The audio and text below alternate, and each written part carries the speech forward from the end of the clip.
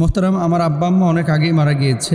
বাপ মা যখন জীবিত ছিল আমি ভুল করেছিলাম, সেই বাপ মার থেকে ক্ষমা পাওয়ার বা ক্ষমা চাওয়ার কোনো উপায় আছে কিনা? এই প্রশ্নটা কিন্তু অনেক সন্তানেরই। কেমন যে আগে ভুল করেছি, এখন বুঝতে পেরেছি, কিন্তু বাপ মা তো নাই, তার কাছে মাপ চাইবো কিভাবে?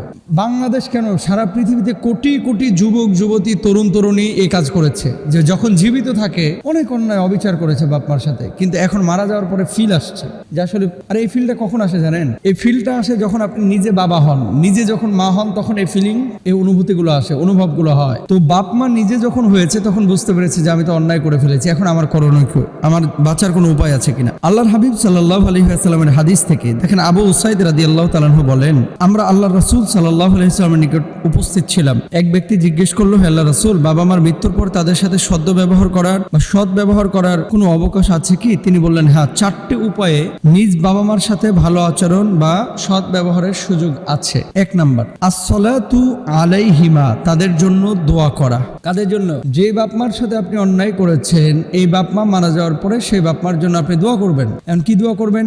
নামাজ, রোজা, ইসলামের মৌলিক বিষয়গুলো ঠিক রেখে তারপর আপনি দোয়া করবেন, মানে ঈমানটা ভিতরে মজবুত করে আল্লাহর কাছে দোয়া করলে আল্লাহ দোয়া কবুল করেন। তো বাপ মার জন্য আপনি দোয়া করবেন, রব্বির হামহুমা কামা রব্বায়ানি সগীরা, যেটা কোরআনুল কারীমে আল্লাহ তাআলা বলেছেন। 2 নম্বর, আল্লাহ সুবহানাহু ওয়া তাআলা বলছেন, ওয়াল ইস্তিগফারু লাহুমা। রাসূল আকরাম সাল্লাল্লাহু আলাইহি ওয়াসাল্লামের বক্তব্য যে ওই বাপ মার জন্য ক্ষমা প্রার্থনা করবেন। কার কাছে? আল্লাহ সুবহানাহু ওয়া তাআলার কাছে। তাহলে 1 নম্বর হচ্ছে বাপ মার জন্য আসসালাতু আলাইহিমা দ্বারা বলতে এটা এমন না যে তাদের জন্য আপনি নামাজ পড়েন, আপনি তাদের জন্য দোয়া করবেন। সালাতের একটা অর্থ হচ্ছে দোয়া। 2 নম্বর হচ্ছে ওয়াল ইস্তিগফারু লাহুমা, তাদের জন্য ক্ষমা প্রার্থনা করবেন আল্লাহর কাছে, আল্লাহ আপনি আমার বাবার জীবনের গুনাহ খাতাগুলি মাফ করে দেন। আল্লাহ, আমার মা অনেক ভুল করেছে জীবনে, আমি অনেক ভুল করেছি জীবনে, আল্লাহ আপনি আমার মাকে ক্ষমা করে দেন, আমার বাবাকে ক্ষমা করে দেন। তো বাবা মার জন্য ক্ষমার জন্য আপনারা দোয়া করবেন, ইস্তিগফার নিজেরা বেশি বেশি করবেন, তাদের জন্য করবেন। এরপর আসেন ওয়া ইনফাদু আহদিহিমা মিন বাদিহিমা, তাদের কৃত ওয়াদা পূর্ণ করবেন।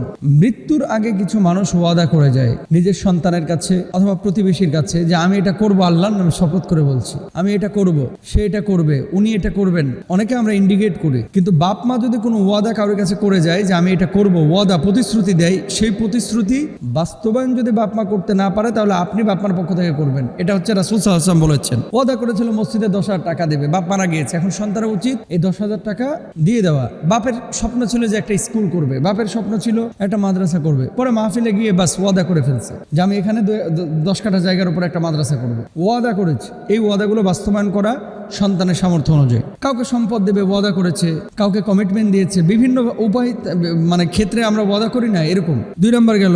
তো 1 নম্বর হচ্ছে দোয়া করা এবং ইস্তেগফার করা, 2 নম্বরে হচ্ছে কৃত ওয়াদা পূর্ণ করা, 3 নম্বর হচ্ছে ওয়াসিলাতুর রাহিমি আল্লাতী লা তুসলু ইল্লা বিহিমা, তাদের বন্ধুদের সাথে সুন্দর ব্যবহার করা। কাদের?